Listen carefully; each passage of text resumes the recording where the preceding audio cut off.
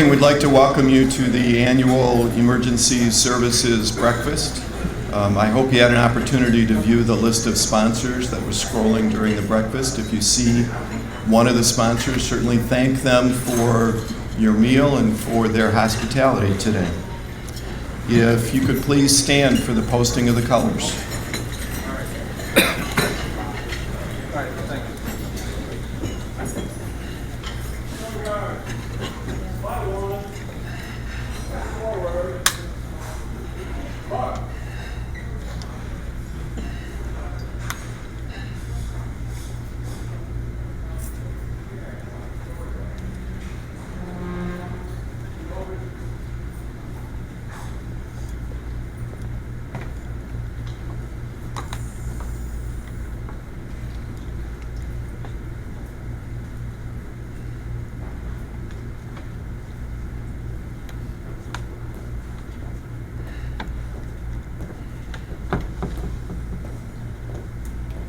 Detail.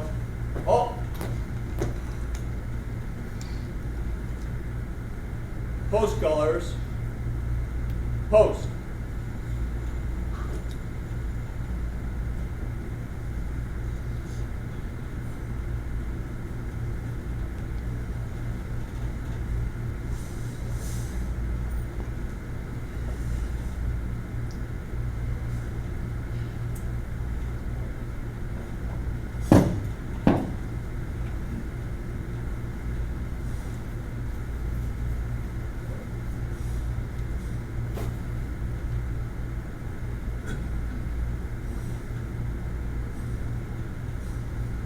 Present. Arms.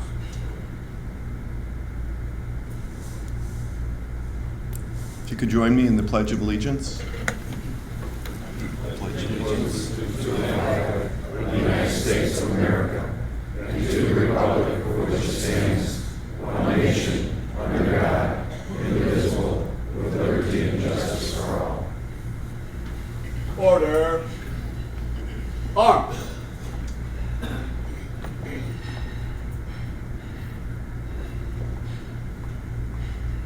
Color guard. Recover.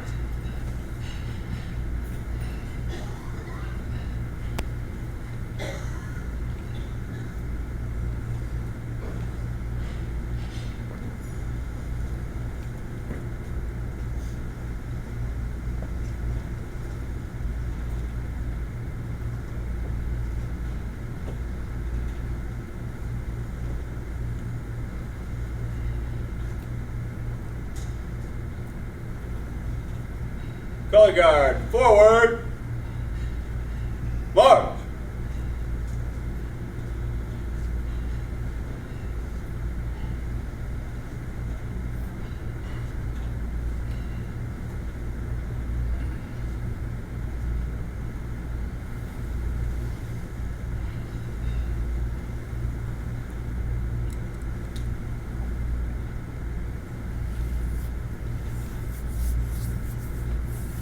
Thank you. Please be seated.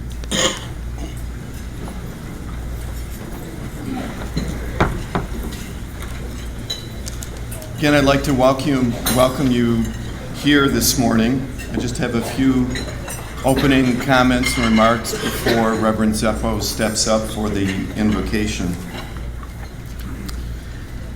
I'd like to recognize a few distinguished guests that we have with us today up at the front table. Congresswoman Miller. Thank you.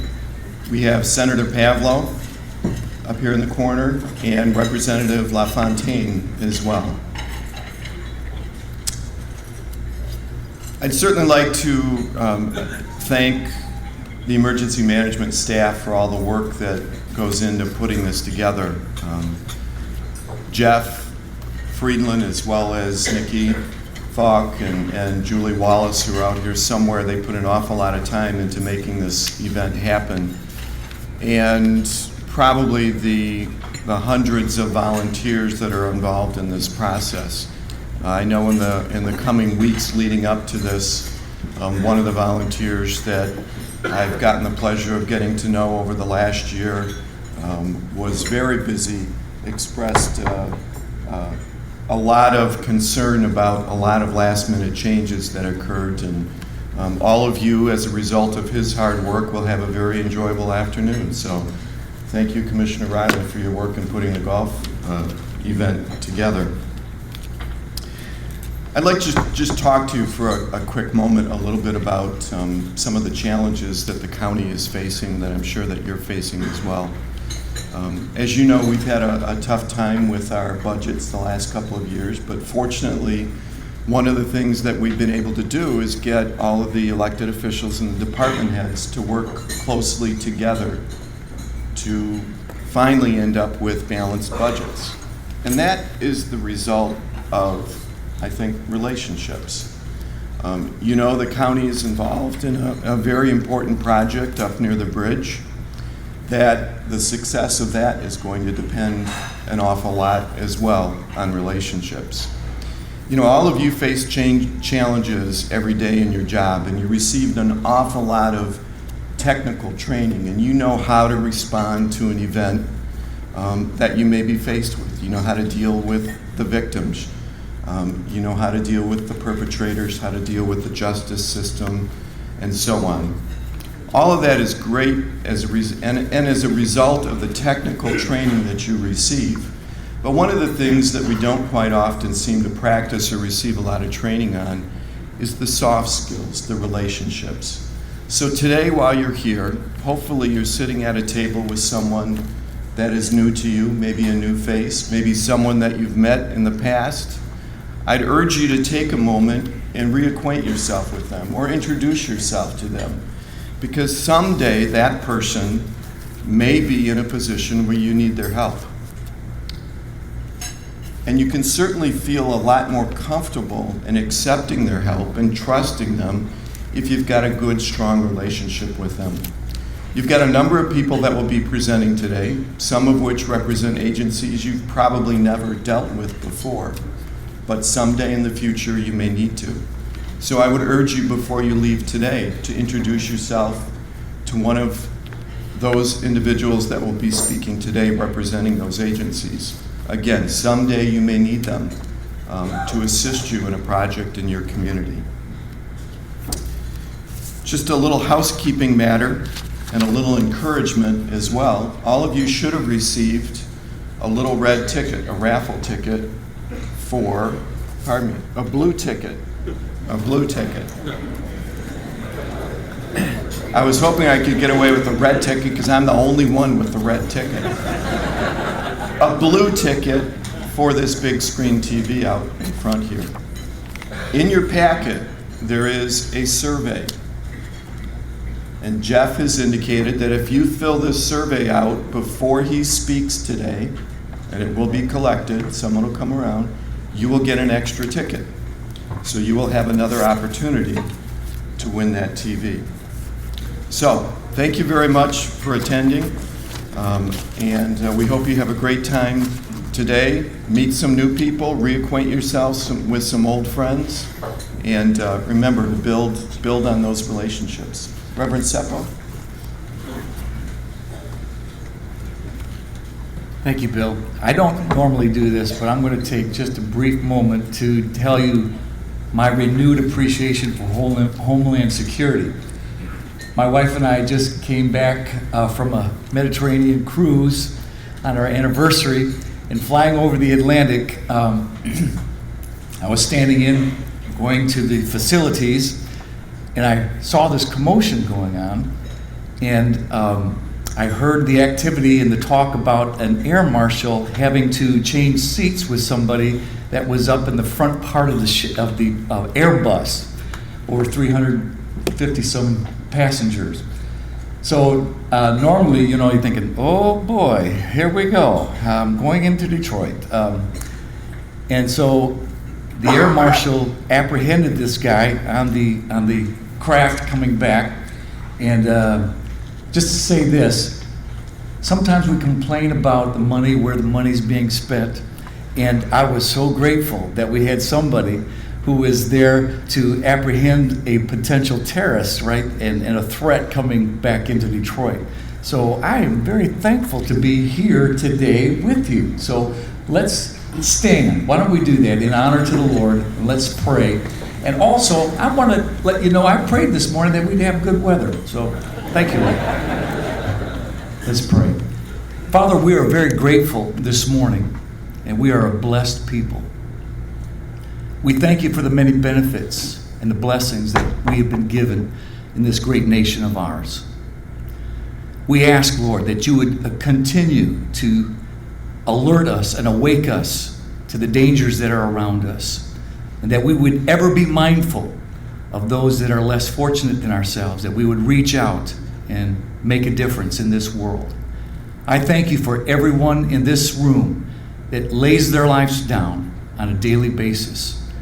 We ask for continued protection and watch care over each one and their families as we make this place, St. Clair County, a better place to live. We thank you, Lord, for your protection, your blessings. We pray that you would continue to bring business and finance to this great county of ours, that we'd bring you honor and glory, for it's in Jesus' name we pray. Amen.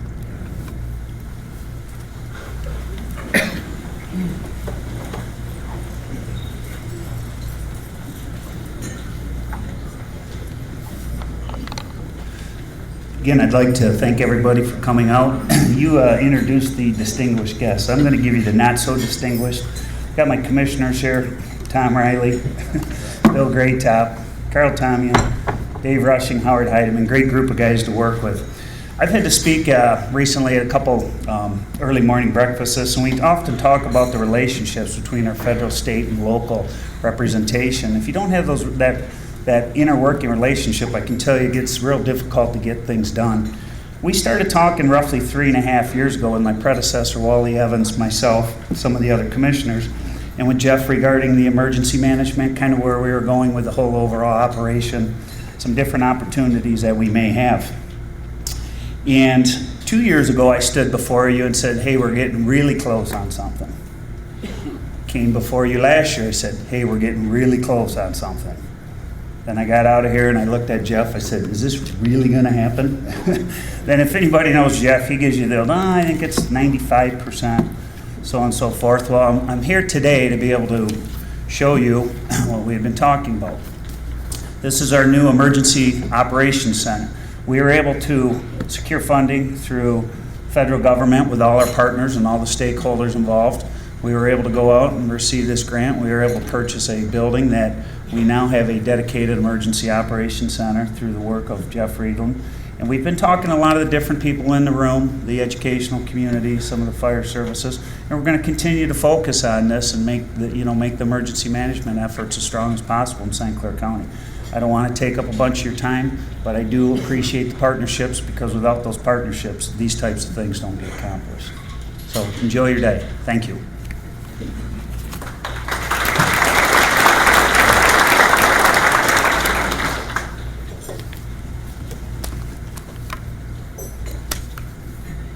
Number 18, but whose county? Fantastic. This is St. Clair County. Very proud of it. Very proud of the people that are involved. And over the course of the last couple of years, we've tried to involve the youth. The youth is the future of this county, state, and country. And we've held a video and audio contest, and would like to play the audio for you. The contest winner was Jasmine Skaggs and Paige Falk. The award winners were at a reception last night. Their prizes were awarded. They received Best Buy gift certificates. And this not only promotes what the youth does, but we had been contracting to outside agencies to produce these PSAs. And it makes more sense to utilize our youth.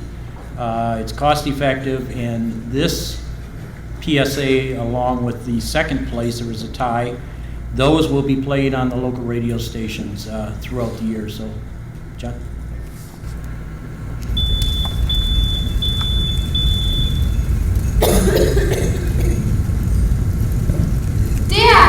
Dad, I think there's a fire. Hey, let's get out of here. Every 87 seconds, there is a house fire in the U.S. You never know when a house fire can happen to you, so always be prepared. Have an escape route.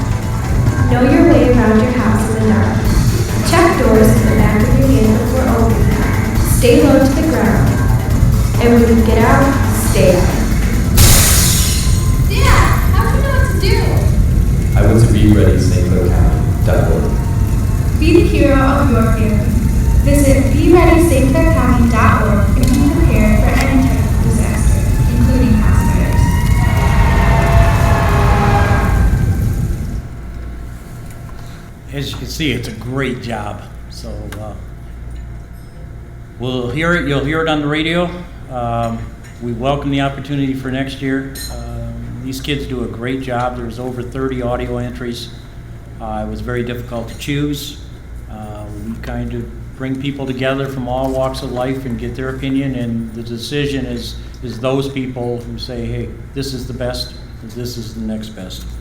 As far as a year in review, we did a lot of maintenance this year. We talked about a lot of things last year, the resilience, the science and technology stuff. We did a lot of maintenance, cleaning up, improving. So as far as what I'm presenting today, somewhat limited, but very important. Last summer, we had the Arthur J. Dredge sink in Lake Huron. This was an event that began on June 19th, and the command post actually closed June 31st. St. Clair County, along with the state of Michigan, the U.S. Coast Guard, and the Canadian Coast Guard, maintained this command post for that period of time. We had 2 representatives in the command post at all times. It was a very good effort as far as unified command. There's a substantial cost to the taxpayers, which will be reimbursed by the federal government. CANUSLAC, which is the U.S.-Canadian agreement, and it was federalized, opened up that opportunity. So it was very beneficial that our responders got out there initially to help contain it, mitigate a lot of the potential land damage, shore damage, and the partnership between the group, that worked out extremely well. This incident actually closed, finally closed in mid-December. In November, they were still out removing additional debris, making sure there was nothing left out in the lake. And so that was almost a 6-month incident. We also did an exercise. What you see here today is the private sector, local, state, federal. We're all in this together. No one agency, no one unit of government could handle a major incident by themselves. We have been working with several projects with science and technology. We began working one with the Department of Defense and the National Guard called MCAP. We put that together. There's actually an example of it. I won't get into it, but it's in your packet. Very successful. But we did an inner perimeter, and that meant the perimeter in. We brought together the parties to exercise a radiological improvised explosive device. So we had local, state, federal agencies. We had 120 responders there from 20 different agencies. It was a 6-hour exercise. We learned a lot. As Bill said at the beginning, we met a lot of people that face-to-face is the way to go. The National Guard 51st Civil Support Team out of Battle Creek, the full team came here the day before, exercised with our hazmat team, and participated in the event. And just to get that team here in its entirety was a great success and very beneficial to St. Clair County. Just a couple quick pictures. This was a victim that was going to be decontaminated. That was the state and the FBI that was going to board the vessel to look at the improvised explosive device. So once again, it's a partnership, and I think that everybody did well. One thing we rolled out this year is through the efforts of our responders. We sat our responders down and say, hey, how can we collectively gather information? Everybody gathers information through pre-fire surveys and that, and they pretty much stay in the file cabinets at each fire station or each community, which is good if only that department's going to respond to something. But if that department's busy or somebody else is coming in to assist, they don't have access to that information. What we did is through our IT department, we took the input from the emergency services. We developed a facilities application. This allows the fire departments now we furnished them iPads. They can do all their pre-fire planning on the iPad. It's available, it's their information, but it's also stored in our resilience system now, which is available for any responder that may be coming to that scene. So that's significant if we're having a large-scale event or we're moving departments around. And this betters their ability to maintain their data for OSHA and things like that. So that was a great partnership, and the departments are really stepping forward. Other projects, generators. We had the blackout many years ago now. It happened in summer, and since that point, we sat around talking and said, what happens if it happened in the middle of winter? And we were without power for several days. And we did an assessment of our ability to feed people. And guess what? It was poor. So we set out within our strategic plan, and we wanted to identify a mass feeding site powered by generator in each of our 4 planning districts. I'm happy to say at this point, through either our efforts or individual school districts' efforts, we are now compliant with our goal in 3 of the 4 districts. The 4th district will be done this year. And also, we looked at a very vital piece of the feeding process, which is the Council on Aging. They do Meals on Wheels. They have a kitchen. They're capable of providing food that can be delivered. We thought that was essential. It's also located in the most populated area of the county. So, in essence, we put power in there. And I welcome the opportunity to partner with them. And I think that it does not meet our overall needs 100%, but we're far better off than we were before. Disaster recovery. We did a project with our IT department. And you'll, when Sherry speaks and talks about the disruption of critical infrastructure and systems that occurred from Sandy, and we had Jeff speak last year from Tuscaloosa on the disruption of their critical services for a period of time. We sat down with IT and they initiated a disaster recovery project. So if the county courthouse was struck by a tornado or explosion, we now have a system, a secondary backup system, that will keep the core capabilities of the county functional. And these are capabilities and services that are vital to every community. This is the courts, this is the jail system, this is central dispatch. I think by ensuring or making sure 99%, because Murphy's out there somewhere, I think by 99% making that functional, that's a benefit to every person in the community. The last thing I want to speak about is our VIT team. That's the Vital Information Team. There's only 2 in the state. Ours is the most active. The team had the opportunity. They received new software from Science and Technology, began to use it, and they were the first in the country to be asked to utilize it on iPads. This cut their survey or their assessment time from 18 hours to 2.5 hours. They're also looking at, after Sandy Hook, they're also looking at developing a separate school assessment, and if that is funded at the federal level, then we will be asked to pilot that. In closing, one example of one of the assessments, and assessments are done by non-disclosure acts. There's two copies of a report that are generated. One goes to myself and one goes to the facility owner. I can't talk about what facilities we've done, but I will give you an example that we did one facility in the communications sector. And the report was issued, and we've had 2 contacts back from that sector. That first was they made several improvements, but the second one was, and it was kind of low-hanging fruit, that one of the deficiencies was that their employees lacked fire training, and also because they were in a complex, there was concern about the inability for their neighbors to do fire suppression and not trained.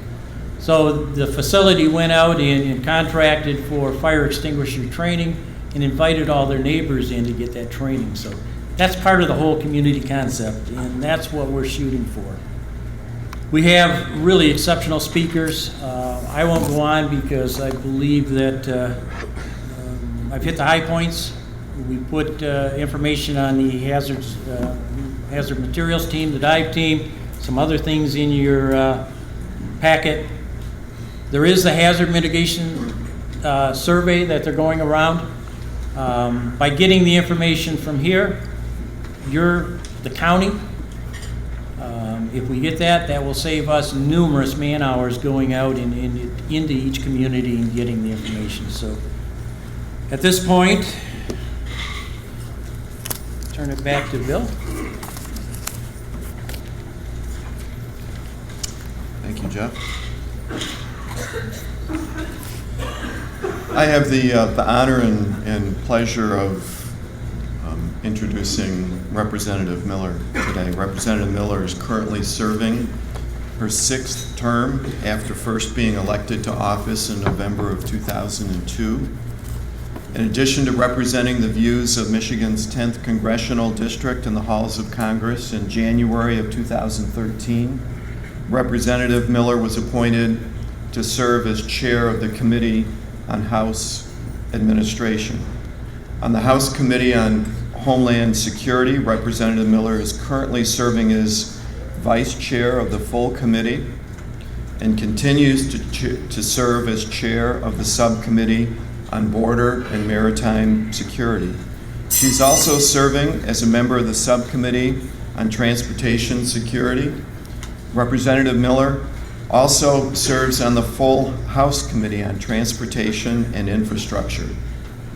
She's also a member of the subcommittee on railroads, pipelines, and hazardous materials, as well as the subcommittee on water resources and environment. So as you see, she is a real friend of emergency services providers and certainly has the knowledge and experience to share her insights with you today.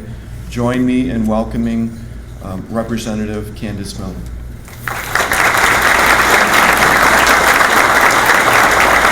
Thank you.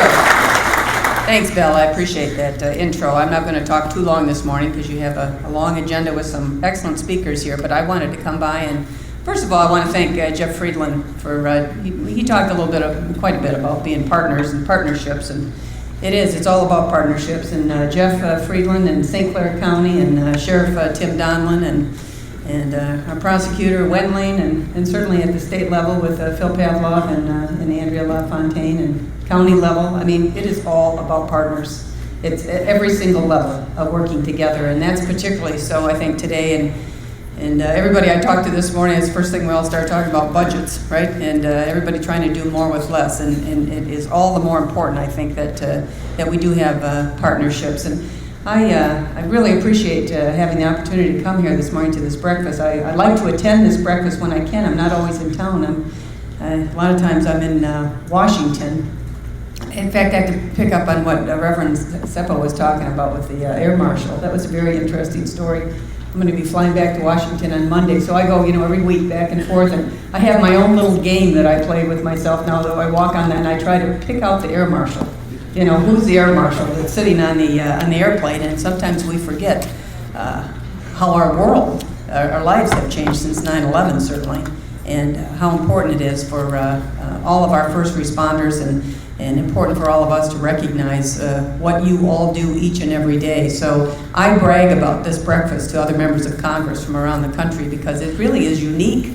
I think, first of all, it's unique in the state of Michigan. Having been a Secretary of State and traveled all around Michigan, I never remember any other county. I mean, there may be one, I don't know where they are, in Michigan that has anything like this breakfast. And I think that, as I say, I just want to say thank you to all of you for each and everything that you do every day. And I think we were all thought about what you all do and others like you all across the nation several weeks ago when what happened in Boston. We think, well, gosh, nothing could ever happen here or by us in our neighborhoods, but who would have thought that kind of incident would happen at the Boston Marathon? We are facing a new type of enemy. And I'm not an alarmist type of a person, but I also like to think about how tough we are and how resilient we are and how important it is for our first responders, as I say, to be resourced properly and to do these training exercises and to have breakfasts like this so that we can talk to one another. And as Bill said, find somebody that you're sitting with and make sure you have an acquaintance with them, because we're all in it together. And we've got an enemy now facing this country that sees the battlefield in a very different way than the kind of battles that we've had in the past in this country. These are cowards, these terrorists. They're like cockroaches. And they see the battlefield asymmetrically. It's just like the Christmas Day bomber in that Northwest flight over coming into Detroit. He saw the battlefield that day. That battlefield for him was seat 19A. And these guys, these terrorists, these cowards, these murderers in Boston, they saw the battlefield there with people just participating in a race with the children around. And so they're just a different type of individual. And we have to be ready all the time. And so I think, as we all stood together with the people of Boston, I'm sure we were all glued to the TV. I certainly was, watching all of this, and of course we were getting different briefings and various things that we were hearing about. But really, the thing that stuck in my mind was after they caught the second terrorist and had him, and off he went, and then the first responders started to exit the neighborhood. All these people started applauding. It was fantastic. I mean, how often do you see that, right? The people were applauding and just kept going on about how appreciative they were of our first responders to respond in an incident like that, just in a normal place, right? And you had this kind of a situation happening, and how they hunted them down and got them. And we're going to do that each and every time, but we're going to do it with the help of all of you, making sure that we're just aware and that we're prepared for everything, really. So our committee, as Bill mentioned, I sit on the Homeland Security Committee, and our Homeland Security Committee will be having the first hearing in the House, certainly this week, about what happened in Boston and the kinds of things that we are doing as a country to always be prepared, the kinds of things that we perhaps did not do appropriately or as we should have done to be able to react and track the kind of information that may have been given to us by a foreign country, whether or not some of our federal agencies did what they needed to do. We're going to review certainly our watch list, what they call the TIDES list, our no-fly list, all of these kinds of things. So that will be a very somber hearing, I think, as we just sort of walk ourselves through, try to connect the dots and always be prepared. And also, part of all of that is just making sure that we secure our borders. And so we're looking at each and everything. And I would just tell you this year, as I did last Congress, I serve still as the vice chair of the subcommittee on Homeland, and the subcommittee is Borders. That's our subcommittee, Borders and Maritime. So we have jurisdiction over the Customs and Border Protection, the Border Patrol, the Coast Guard, ICE, all these things. And we just had two weeks ago, a week and a half ago, we had a committee hearing and a markup on a border security bill that I've introduced, and it actually passed our committee unanimously. Democrats and Republicans, everybody voted for it. So, border security is not a partisan issue, it's an American issue. And very important. And as the Congress is looking at this whole concept of comprehensive immigration reform, I think many people feel, unless as a critical component of that we have border security, that's going to be a very heavy lift. And not only looking at securing our borders, the southern border, the northern border, our coastal borders, et cetera, but also visa overstays. It's an interesting note that about 40%, in the 40 percentile of everybody who is here in our country illegally didn't come through the desert. They came here through the front door. They came here on visas, and they are here illegally. So, sometimes you talk to other members of Congress, maybe a person from Kansas said, well, we're not a border state. Well, guess what? If you have an international airport, you are a border state. So it really does impact everyone, and some very interesting things going on there. And I would just mention here on the northern border, and again, partnering with everybody here, because our country spends a lot of time focusing on the southern border, and that's fine and very appropriate. But the northern border also, we have some very unique dynamics here, as all of you know, whether it's the Ambassador Bridge, the first busiest border crossing on the northern tier, the Windsor Tunnel, the Blue Water Bridge is the second busiest border crossing, the CN Rail Tunnel, the busiest rail entry into the nation. So we have also been really trying to focus on how we ratchet up with our partners here in the northern border to secure our borders here. As you're probably all aware, a couple of years ago, the Department of Homeland Security installed what we call SBINet, that's Secure Border Initiative. These are the surveillance towers that go along starting from Port Huron, they go down the St. Clair River to Gull Island. All of that information and data is fed into Selfridge Air National Guard Base, which many of you have been to what is known there as the Operational Integration Center, which is fed by every stakeholder, whether that is the CBP or the BP or the Coast Guard or the county sheriffs or the state police. Even our Canadian counterparts, the Royal Mounted, participate in that, and it really allows us to assess any kind of a threat and get that information out to the men and women that are securing our borders. So we've done a number of things there with what we call the Great Lakes branch of the Northern Border Wing, which is more personnel as well as air assets, both air assets, fixed wings and rotor, and water assets as well. I was just talking to the fellows from the St. Clair County Marine Division about making sure they connect with the CBP operators there, the Air Marine, that are doing various things with their water assets. Because, you know, we, at the federal level, obviously look to the state and certainly our local counties as a force multiplier. Really, they are really force multipliers for everything that we do. And again, that's why partnerships are so important. So it's just my great honor and privilege to represent you in the United States Congress. Again, I just say thank you, sincerely thank you to all of you, and you have our gratitude certainly for the work that all of you do. Keep our communities safe and secure. Thank you very much.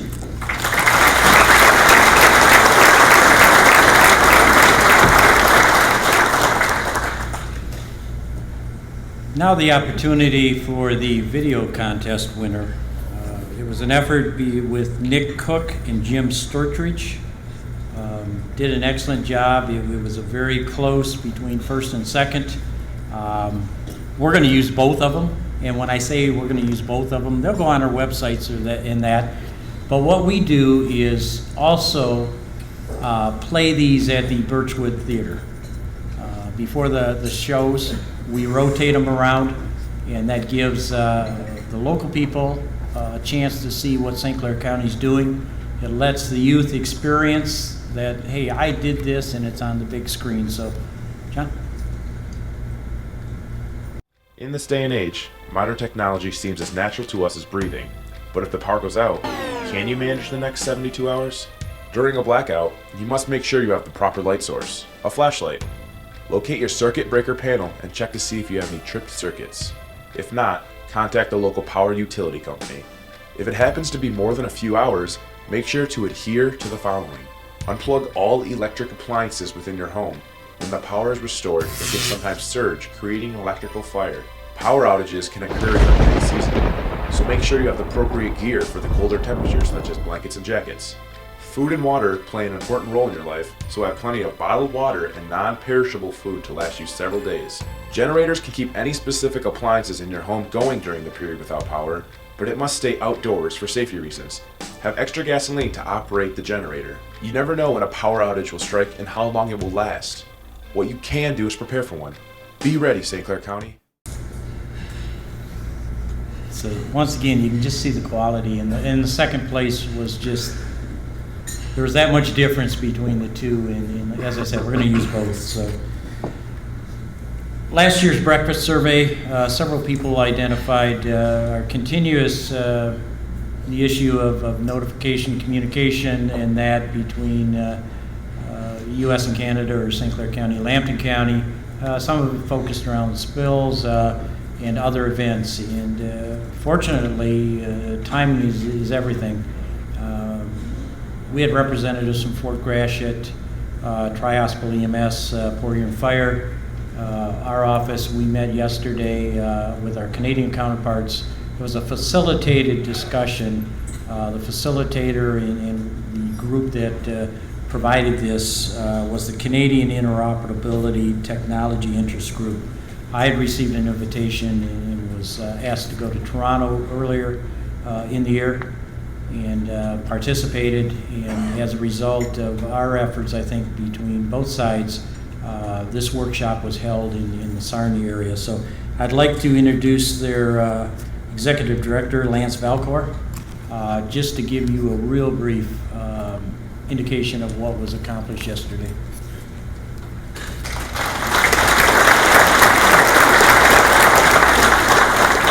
Thanks very much, Jeff. First of all, great win last night by the Wings. So let's have a resounding "Go Sens Go!" No way. No. All right. We're not quite there yet. So I grew up on the St. Lawrence River, and there's a very small village called Iroquois. And so living in a border town is very normal for me. I became a police officer in Ottawa and spent 33 years there in the nation's capital, our nation's capital. And so interoperability, public safety interoperability, the ability for us as first responders to be able to talk to each other, to share information with each other, it's a complex and at times daunting task. And frankly, it's not a technology task anymore. 20, 30 years ago, it was a technology issue. It's primarily a policy issue. It's a governance issue. It's an issue around planning. So as Jeff said yesterday, on the Canadian side, we were fortunate to bring people together from across this region. The group that I lead, the Canadian Interoperability Technology Interest Group, which I know is quite a handle, it's actually a not-for-profit corporation owned and governed by the Canadian Association of Chiefs of Police, Chiefs of Fire, and Chiefs of Paramedics. So if you were Canadian responders, I would be working for you. But we work with you on a daily basis. So we were very fortunate. We applied for a Motorola Solutions Foundation grant and received funding both to bring 5 Americans, 5 Canadians to our national workshop in Toronto. And we're holding 6 cross-border interoperability workshops. The Congresswoman talked about beyond the border and the importance of border security. Primarily, that program is about federal to federal. We kind of jokingly call our program beyond the border, because the reality is that the people, the responders that cross the border, by far the most, are not police officers. They're actually paramedics, crossing the border every day with patients, back and forth.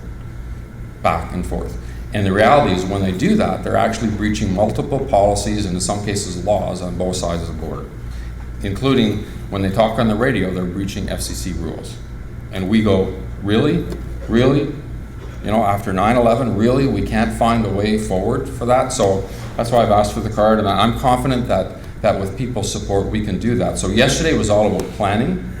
It was all about getting people together. I have to tell you, I've traveled this great country of yours over and over. I'm on the International Association of Chiefs of Police and NIPSTIC, and this community is doing an outstanding job on border security, on border issues. And obviously that, teams reflect their leaders, and Jeff and the Canadians, I think there's some other Canadians in the room, you're doing a really, really good job, but there's still some ways to go. So what we're doing is we're holding these regional border, cross-border interoperability workshops, developing strategies, developing plans, identifying gaps, often in the area of policy. And we also I'll be in DC in a couple of weeks, where we can try to identify issues that you may have here. Frankly, they also have in Lethbridge and St. Andrews, and they have it all over our country. So what we try to do is working for you and with you, try to identify what are some of those barriers that are frankly beyond your scope that we can try to help with at the national level. So the number one issue isn't technology, because there's companies in this room that will sell us the gear. The technology is the enabler, it's the force multiplier.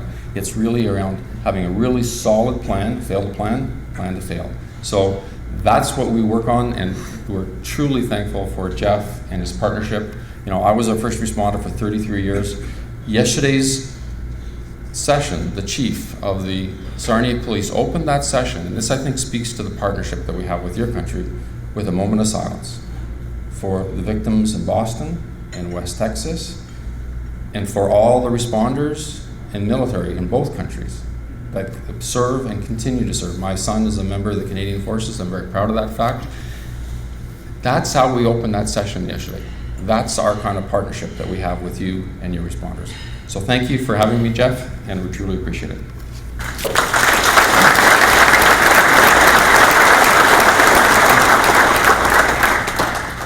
Certainly my privilege to introduce our keynote speaker, Ms. Sherry Black. Sherry is the Bureau Chief for Critical Infrastructure Protection Bureau. in the New Jersey Office of Homeland Security Preparedness. She served as the Infrastructure Protection Bureau Chief for OHSP, its predecessor in the New Jersey Office of Counterterrorism since 2002. Her bureau is 14 people. Under her leadership, they coordinate activities relating to identification, classification, assessment, prioritization, protection, preparedness, all centers around critical infrastructure. And you got to remember, critical infrastructure is 25% government and 75% private sector.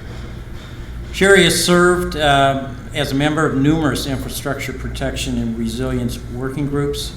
She is currently serving her second term as the chair of the DHS State and Local Tribal Territorial Government Coordinating Council after serving 2 years as vice chair. So she's been in the leadership position for 4 years in that organization, and that is our voice into the Office of Infrastructure Protection and DHS, and she does a good job doing that. So Sherry, welcome to St. Clair County, and the podium is yours.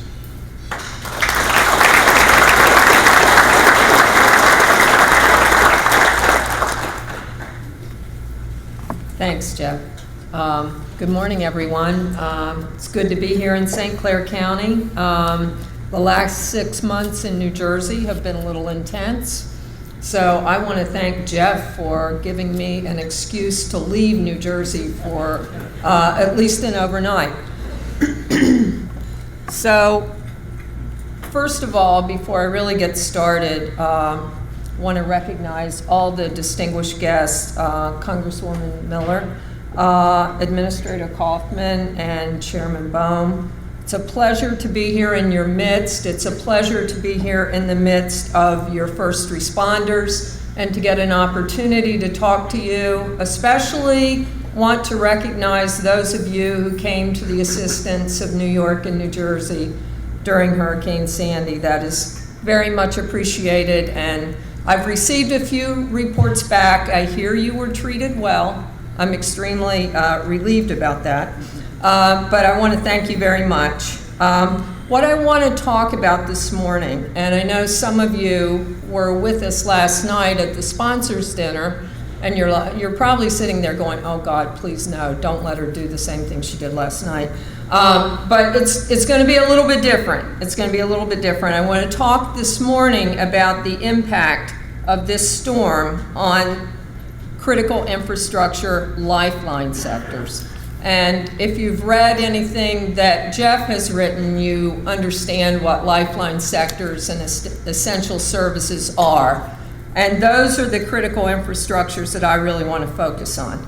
But before I launch into my discussion, there's one more person that I need to thank, and that's Jeff. I don't know if you are aware of this, but not only is he obviously a great leader at the local level, he's recognized and respected as a leader in emergency management and emergency services at the national level.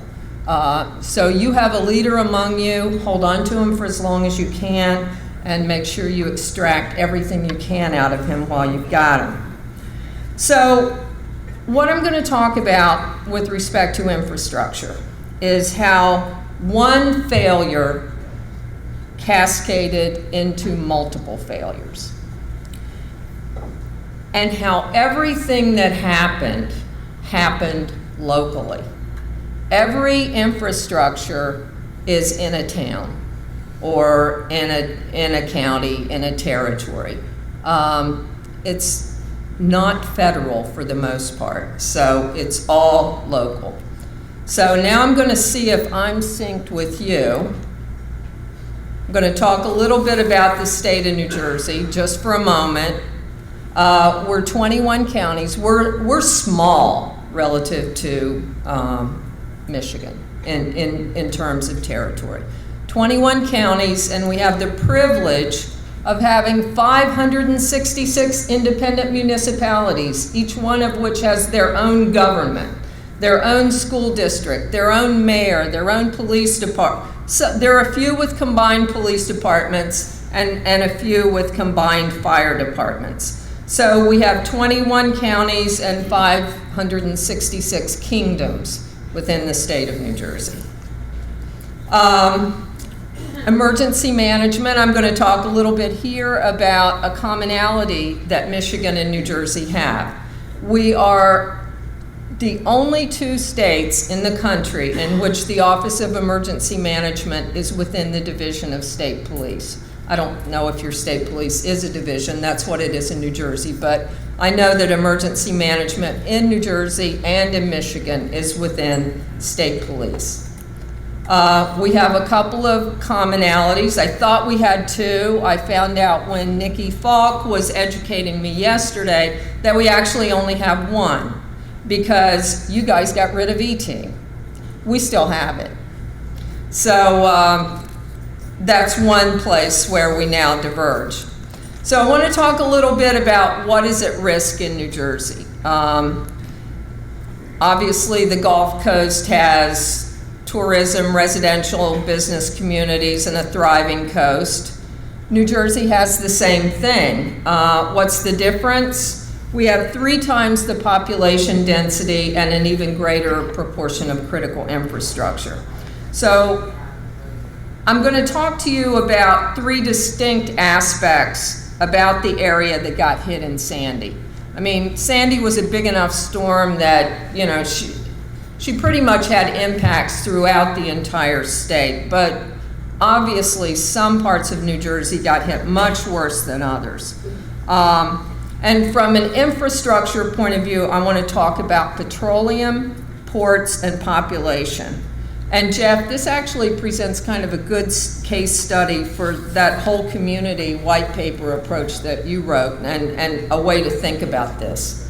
So what you're seeing here, those little white dots on the screen, those are all petroleum storage facilities. New Jersey is a kind of a huge repository of petroleum, liquid petroleum products. We have the Colonial Pipeline that runs from Houston and ends in Linden, New Jersey, which was right kind of in the epicenter of Sandy. When the Colonial Pipeline ends, all those liquid petroleum products have to go somewhere. They end up in those storage containers that are the white dots on the screen that you see there. And the red and the purple lines that you see there are the pipelines that come into New Jersey. What I'm showing you here is the Port of Newark and the Port of Elizabeth, which combined make up what we call the Port of New York and New Jersey. We have one captain of the port for that port. It's the largest port on the East Coast and the 3rd largest in the country. And what you see here is population. I talked about population density. Well, there it is. I don't know how well you can make it out from here, but if you go on Google Earth and you just look at Hudson and Essex and Bergen County, you can see it there. They're the, they're the New Jersey suburbs of New York City. And this kind of gives you a sense of the population density. I know it's kind of hard to make this out, but the really dark red is the area that's the most densely populated in the country. This one's a little bit dated. It's not the most recent census, but I can tell you I think it got a little worse. So we're the highest population density in the United States. So let's talk a little bit about Sandy and look at the impact of this massive storm. 1,100 miles wide. By the time she got to us, honestly, she was no longer a hurricane and had been graded as a subtropical cyclone. So I want to look at the impact she had on the essential lifeline sector infrastructure that we rely on every day. And that's just a kind of a sense of the eye of the hurricane right there. So let's talk a little bit about the impacts. $38 billion in damages so far that we've calculated. That's a preliminary estimate. 44 deaths in New Jersey. There were more than that for the whole storm. 2.8 million households without power. Think about that. 362 households under boil water advisories. 50,000 housing units sustained damages, and almost half of those were categorized as severe. And more than 223,000 households registered for FEMA assistance. So these are the things that we're dealing with right now. You know, these are the recovery issues, you know, once we've gotten past the response. We also had 10 million cubic yards of debris. Numerous boats were destroyed and unaccounted for, and 330,000 vehicles were destroyed. 330,000.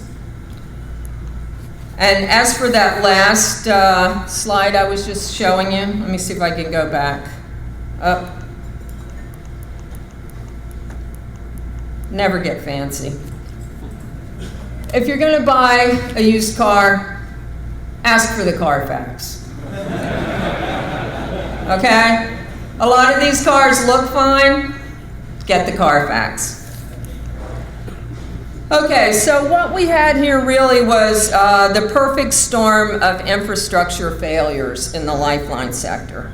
And I'm going to talk briefly about each of these. The first three, we really suffered severe infrastructure impacts. Communications was affected by electrical sector failures, but was well organized and able to recover functionality relatively quickly. There were some communication difficulties, but they were overcome much more quickly than what we saw in the first three sectors that are listed here. So let's talk a little bit about the impacts, and just briefly here. Flooded electrical substations, that's a transportation asset. That's the PATH, Port Authority Trans-Hudson subway line from New Jersey into New York. That's the Hoboken station, where you see water coming through the flood doors. Fortunately, that picture was taken by closed circuit TV and nobody was actually in harm's way there. Petroleum refineries without power, storage facilities without power, the location of the National Strategic Stockpile without power, very serious consequences from this storm. And we had critical rail outages. The Northeast Corridor was essentially shut down for Amtrak. So this is a little bit of an eye chart, but I'm going to tell you what it shows you. What we did once we got through the immediate aftermath of Sandy, my office sponsored 13 sector and critical infrastructure sector and subsector specific after-action workshops. Basically, what we did was we set aside time in each of those 13 sectors and subsectors, brought in the private sector folks, the public sector folks that were involved, set them down for a couple of hours of a facilitated workshop to really discuss what happened, what worked, what didn't work, what are the lessons learned, and what are the capability gaps that were uncovered by the storm that we need to start trying to fix before we go into the next hurricane season, which is in a couple months. So when we did the emergency services sector, we asked them to rank the impact of Sandy on their ability to perform their essential missions. And we asked them to rank 7 individual factors. So here's what they ranked from highest to lowest, and at the highest being the greatest impact on their ability to achieve their mission. Utility restoration was number 1. Loss of power, water, gas, and wastewater. 28.6% of those surveyed said that was the highest impact. Second highest impact was impaired communications among emergency responders. 17.9% noted that as the most impactful. The third was a lack of situational awareness about where everything stood, what their status was. That received 12.5% as most impactful. The next was personnel and staffing, the ability to get people into wherever they needed to be to do their mission. Part of that is from what I'll talk about in a minute, which was the lack of petroleum and the inability to move people around as well as we'd like. The fifth was fuel. Just basically getting fuels for emergency vehicles, making sure that they could get around, getting people in, making sure people who had to get to work had fuel. And the sixth was transportation, and by that we're essentially talking about blocked roadways, debris in the roadways that have been washed away, and the inability to move people around.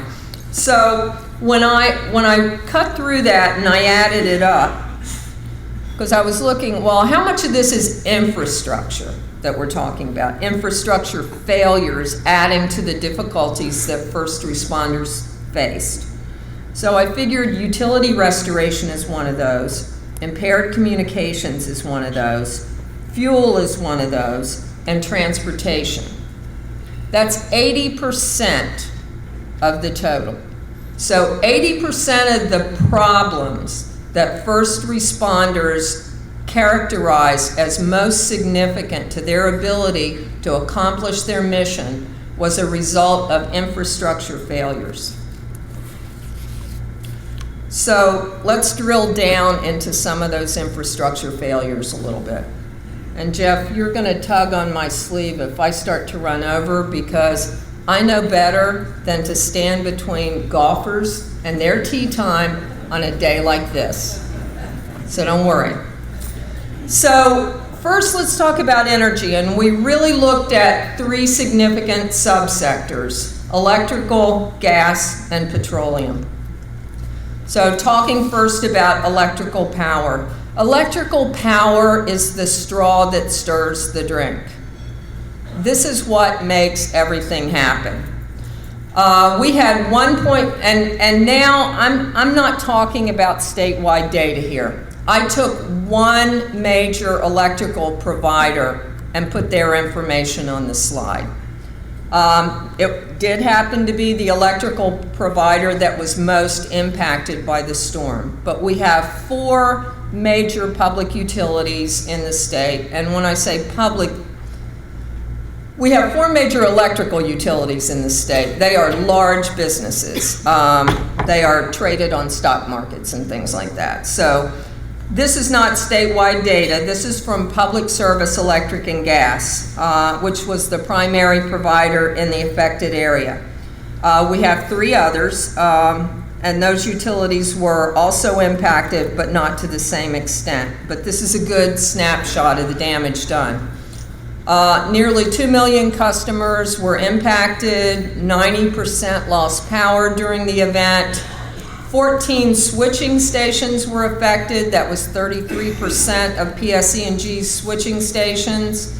51% transmission lines were affected, also 33%, and 96 substations affected, which was almost 40% of PSE&G's substations. Many of those were out as a result of flooding, not wind. And when electrical power is out, everything's out. So what I'm showing you here is the inside of the C. Warren substation. The C. Warren substation, we found out, was a substation that had 7 petroleum terminals hooked to it. So when the Seawarren substation was hit with about 12 foot of storm surge, and all of that wiring that you see there got wet, all of those terminals went down. Now, a lot of those terminals, I've got to be fair here, would have gone down anyway because they were hit by the storm surge too.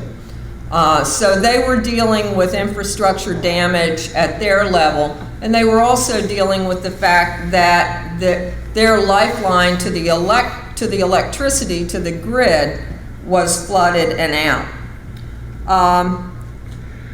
Every one of the connections that you see here, you see how it's kind of yellow on the bottom, about halfway up? Every single one of those was flooded and hit by salt water. Every single connection in that junction box there had to be removed, cleaned with a toothbrush, dried out, and reconnected. So when people are asking, when's the electricity going to be back on? When's the electricity going to be back on? They're doing stuff like this, you know. So this one took a while, and one of the people who was asking that question in New Jersey was Governor Christie. And he was in the state EOC for most of Sandy when he wasn't out touring, you know, the impacted area. So he was one of the people that was asking the question, when's the power going to be back on? When's it going to be reconnected? So, talk a little bit about the petroleum subsector. Because, like I said before, when the electricity is out, everything's out. Unless you have a generator. You heard Jeff talk a little while ago about generators in St. Clair County and some of the efforts you have there. But when most of the generators run on petroleum products, your generator might not be that operational if you don't have them and you don't have a steady supply of them. Let's look at what happened to petroleum. Remember the slide I showed you with all the white dots on it that are the petroleum storage facilities? Okay. Just to go back to how it works, Colonial Pipeline, Buckeye Pipeline from Houston, they send finished petroleum products to New Jersey, and we store those petroleum products in those storage facilities. Then when petroleum retailers want to buy those products, the trucks pull up to the terminals put the product in the trucks, and the trucks take them out to whoever has contracts to buy that petroleum. In some cases, it's gas stations. In some cases, it might be a county OEM. It might be a Verizon or a PSE&G, but whoever they have their contracts with. And the crude oil comes in through the Port of New York and New Jersey, and it goes to the refineries that we actually have in that same area. So, that's kind of where we are. We didn't know this at the time when Sandy happened because petroleum facility or petroleum refineries and big oil companies, those are publicly traded companies. They do not share information about their status because they run into problems with the Securities and Exchange Commission for providing information that's not uniformly provided throughout the whole population. So it's very hard to have information about exactly where you stand with respect to petroleum. So we didn't know it at the time, but our petroleum stores, the stuff that was sitting in those white dots, was very low at the time, which meant those tanks weren't very heavy. So, while petroleum terminals were drying out, and like I said, there were 7 that were hooked up to that one substation, which was also needing to be dried out, cleaned, and reconnected to the grid. The Phillips 66 refinery shut down, the Colonial Pipeline shut down, and the Port of New York and New Jersey shut down. So, It was a petroleum perfect storm. Well, odd even rationing and Governor Christie to the rescue. I mean, we had gas lines like you wouldn't believe. We were still getting some petroleum products to the pumps, but that's because our petroleum distributors were going outside of New Jersey to areas that were not affected and bringing it back into New Jersey. So the difficulty that we had there is we didn't know which gas stations were actually able to pump gas. We didn't know which gas stations had generators or which gas stations were affected by an outage to begin with. Neither did the population. So we had a couple of days that were literally a mess, but like I said, odd even rationing cut that down by half. And that was a stroke of genius. So what are the critical lessons learned here? One, we need a better understanding of the petroleum sector and the petroleum supply chain. And one thing that we really can do something about, and we are going to do something about in New Jersey, this process has started.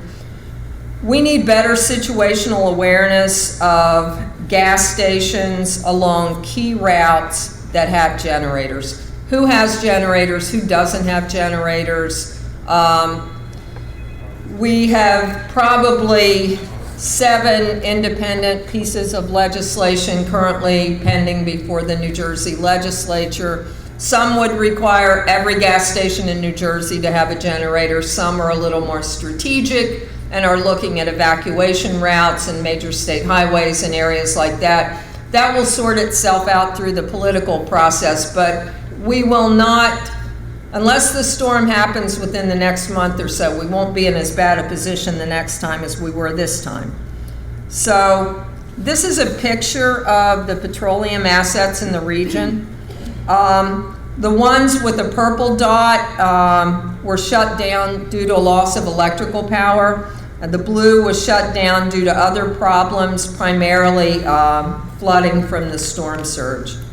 So we are an area that is very rich in petroleum products. Not that we have them there, but they are brought there and then distributed. I was telling Nikki yesterday when she picked me up at the airport, the last time I bought gas, which I guess was earlier this week, it was about $3.15 a gallon for regular. That's one of the benefits of living in New Jersey. Relatively cheap gas because we do have refineries there and we are a petroleum storage state. So at the back end of all this, I think I told you the distributors had to leave the area to get their product.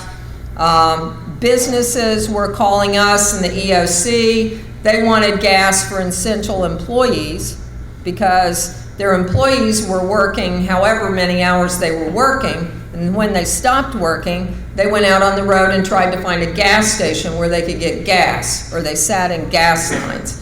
It was really untenable. So it was a bad situation for petroleum.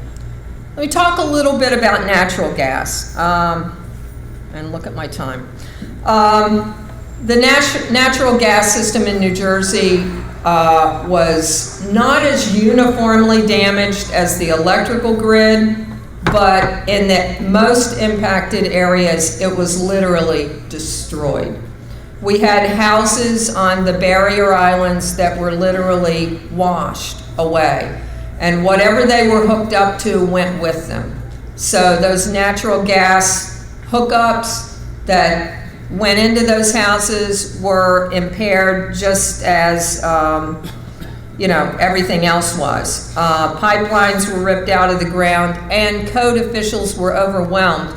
That's something we hadn't anticipated, but because of the complexity of natural gas and the safety issues, it requires a couple visits from code officials before they can sign off on a house being safe to be operated to receive natural gas.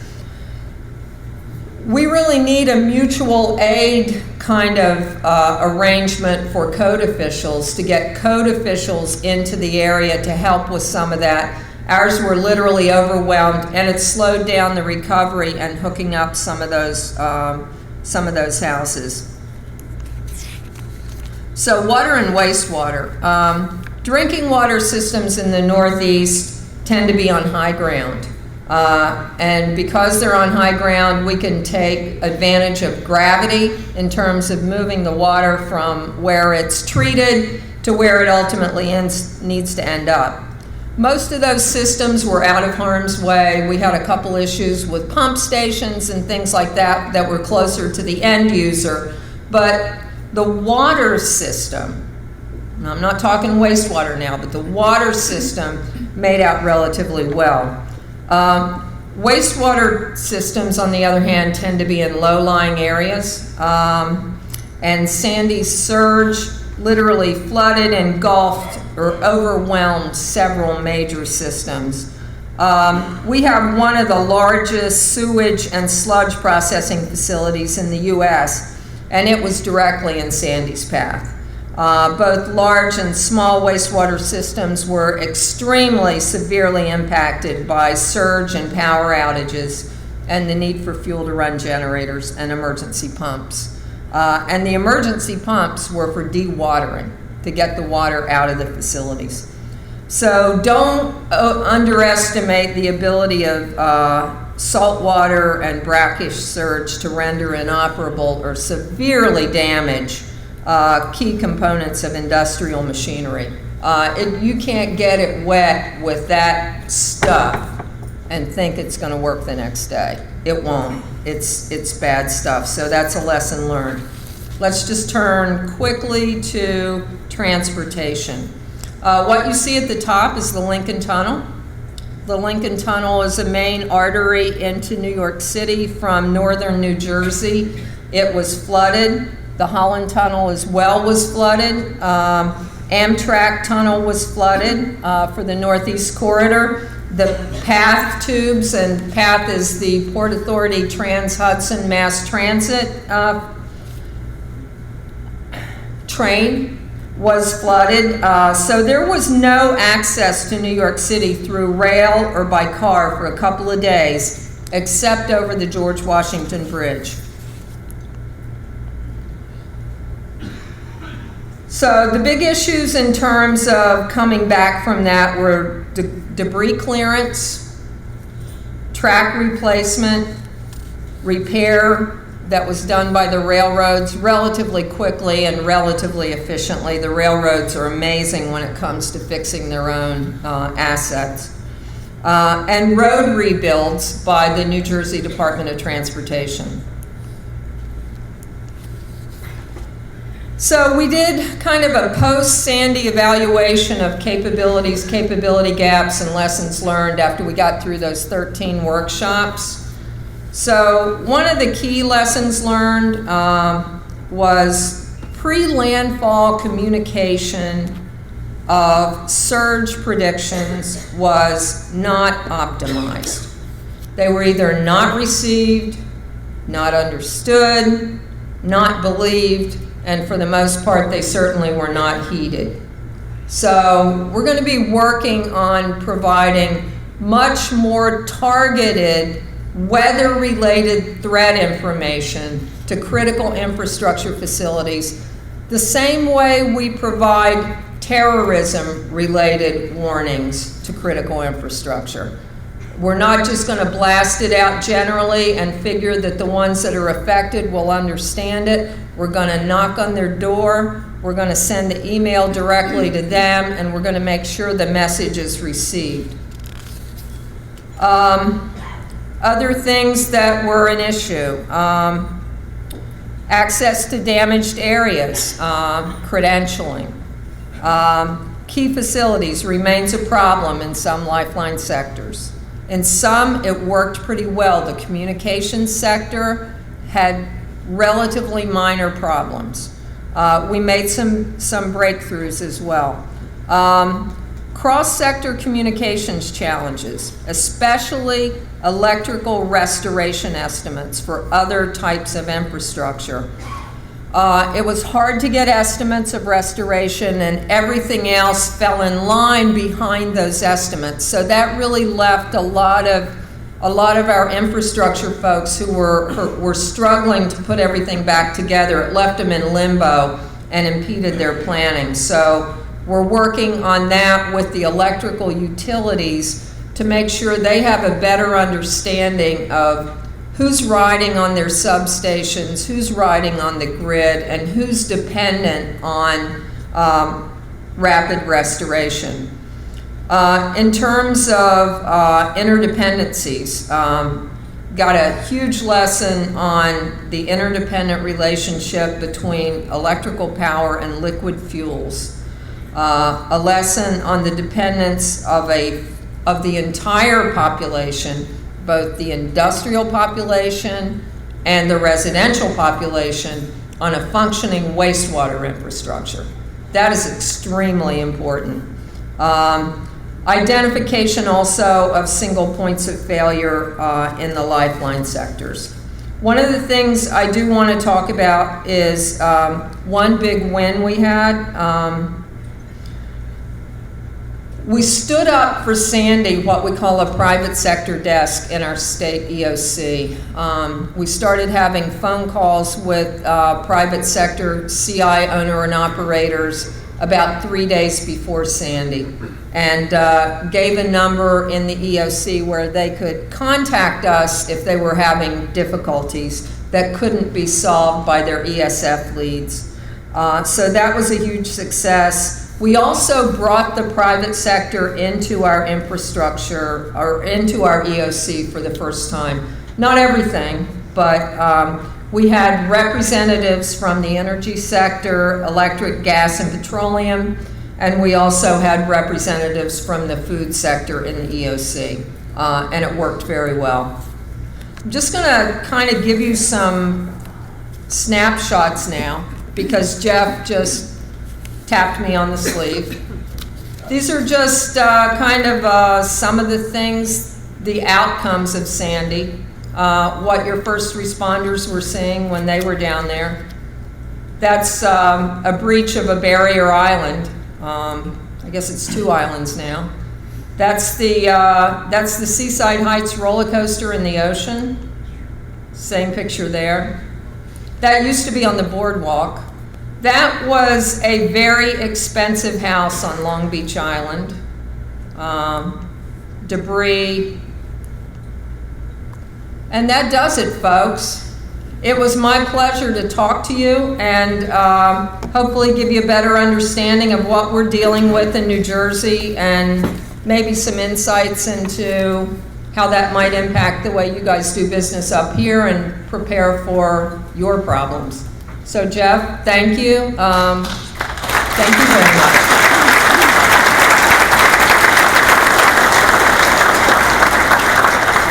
Thank you, Sherry. Through the course of the years of this breakfast, we've had the fire commissioner from New York City here talking about the Trade Center, deputy chief out of Oklahoma City talking the bombings. We had the Tuscaloosa, I'm sorry. Tornadoes. We talked about the chemical spills in Wisconsin. And at the end of the day, it's preparedness, getting our communities prepared. We have some of the best responders, in my eyes, in the country. But there's only about 850 of those, and there's 160 some residences. A lot of burden falls on you. When an incident happens, it doesn't have to be the millions of people being hit by a hurricane or flood. It could be a tornado coming through Quebec or one of our cities that disrupts our critical infrastructure. And at the end of the day, as community leaders, it's your residents who are going to be asking you the questions of when and why. We want to get back to life. So if we lose a water plant and that water plant is lost for weeks, that's a serious challenge. Same with electrical.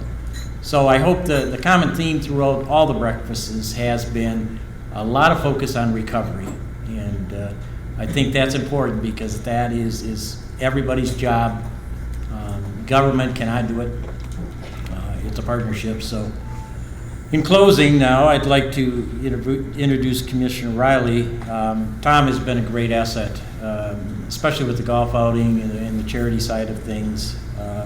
Don't want to take anything away from his presentation, but it's just a tremendous year this year with people supporting the charity and the golf outing. So, Tom? Good, thanks, Jim.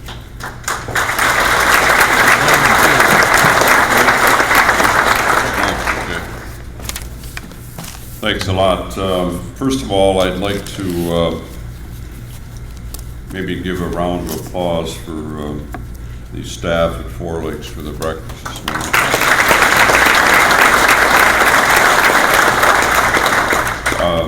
I again, as they've said, I'd like to thank everybody for coming. Personally, I'm very proud to be a member of this group. I'm very fortunate to have just an absolute excellent breakfast committee. And I'm going to call your name off, and when I do, I'd like you to stand, please, and maybe applause at the end. Jeff Friedland, of course. You don't have to stand, Jeff. You're getting older. Craig Miller. I know I saw you. He just walked. Okay. Ken Cummings. He stepped out. He must have walked out. Yeah, once they eat, I tell you, they're. They're on TF. Yeah, okay. Mike Clark from Semco, back of the room, great help for me, and John Fleming, which is standing back here, and two of the hardest workers who carries the whole load as far as I'm concerned, Nikki Falk and Julie Wallace. Honest to God, you could not do anything without them. They are just fantastic to work with. If I could have a round of applause for them.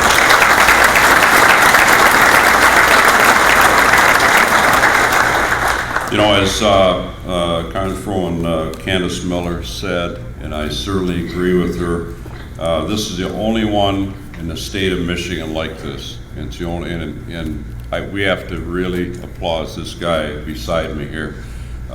This is fantastic to get, and it shows that everybody coming together, working together from all different kinds of agencies, and it's something to be very proud of, and you should be proud of yourself and your organizations, companies, and also departments.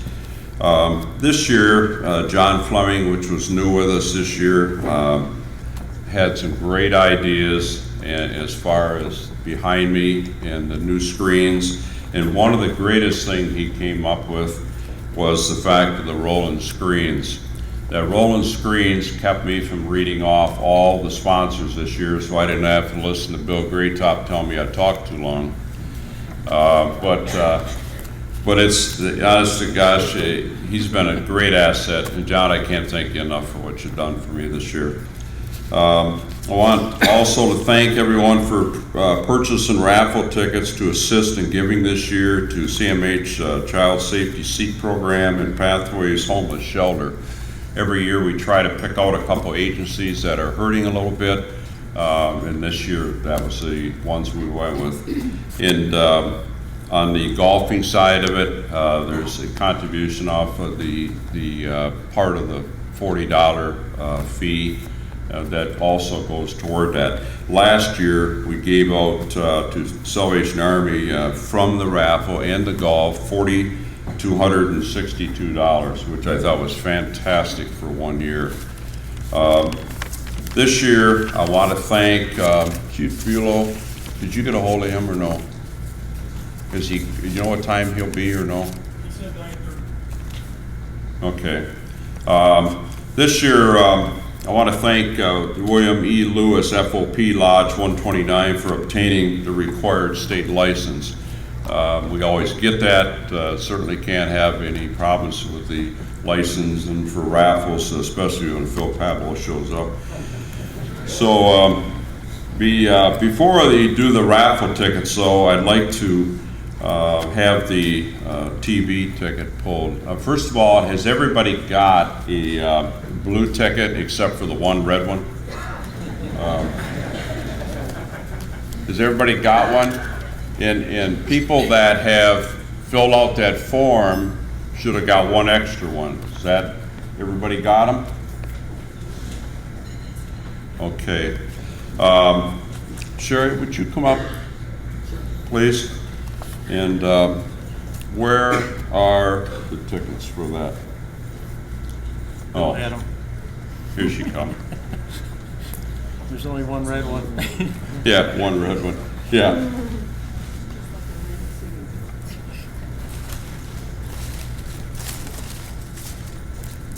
You got one in here? I do. Okay. Have you got one, Lance?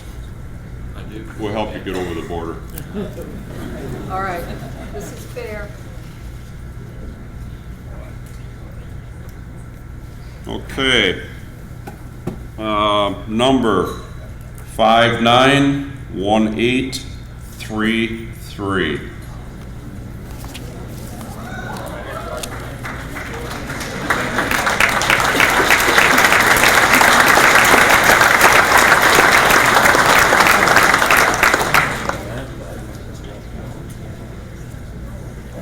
If you would come up and so we know, not, I don't want to necessarily see your ticket, but. As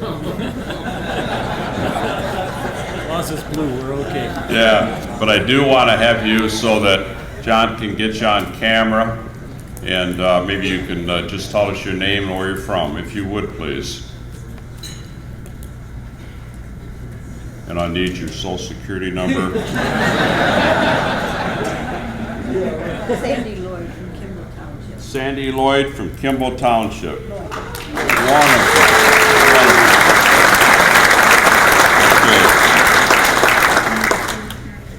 No, it's your number's wrong, but that's okay. We'll work with you on that. We'll make sure this gets carried out to your car. Okay? Thank you very much. Okay. I have one other thing I'm going to do while we're waiting. I've asked Chief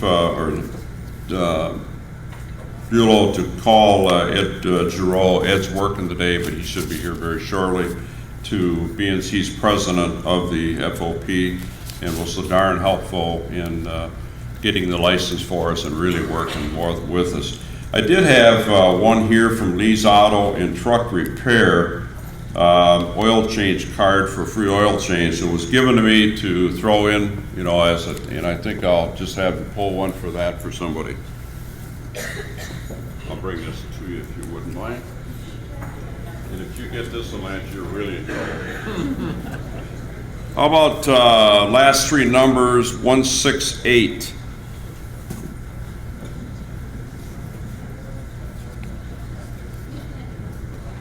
$592168.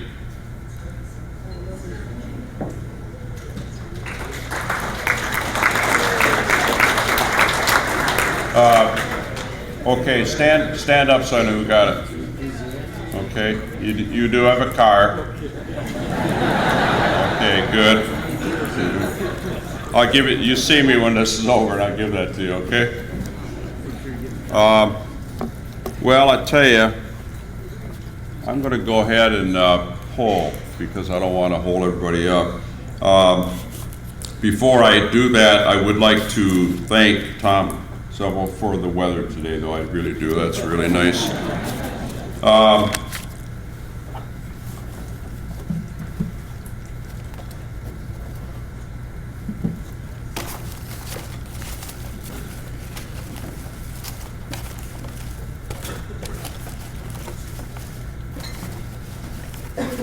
First prize on these tickets will be for $500. Lance, would you come up? Yeah, I'm going to go ahead because I don't want everybody to wait. Was that American or Canadian? What's the exchange rate today? Oh, we'll fill your car up.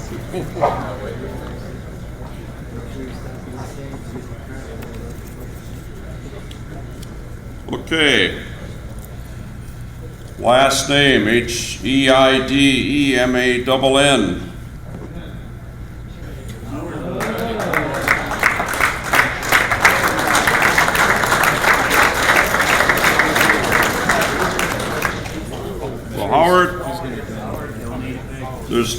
First of all, Howard, Thanks, Dad. you know, Howard, I do appreciate this for my beer today. Thank Yeah, buddy, thanks. I'm buying. You bet you're buying. Okay, next one, second prize for $250.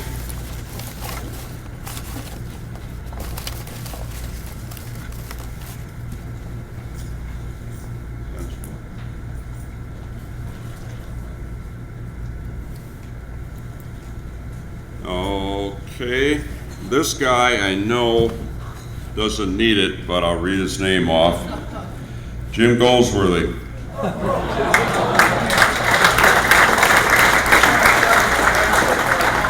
Well, I'm going to make an example for our county commissioner. I'll donate to the Pathway House.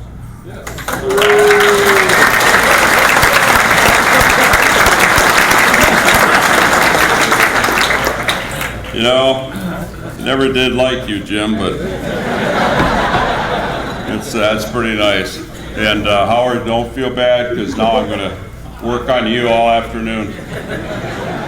Yeah. But Howard's buying drinks for everybody later, so don't worry. Okay, we have one more.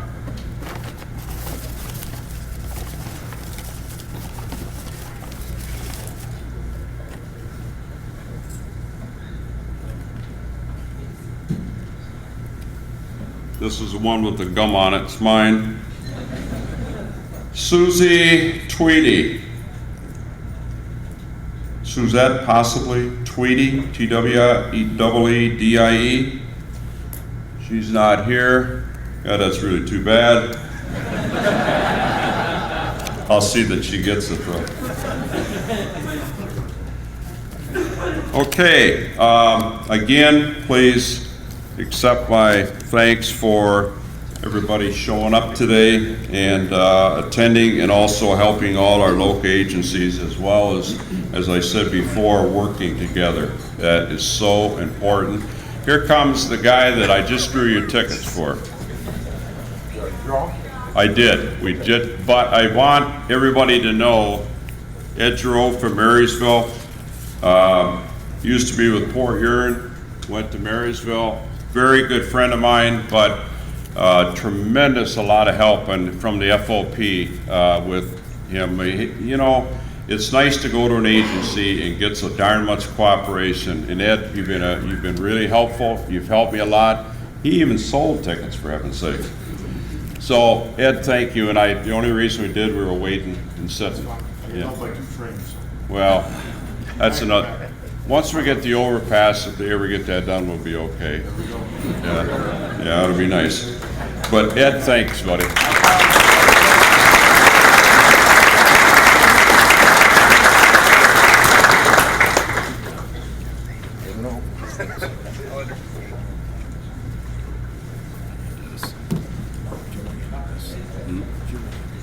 Oh, okay.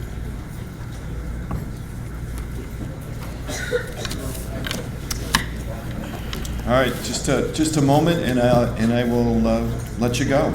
Just want to thank you for joining us again today. Another wonderful breakfast.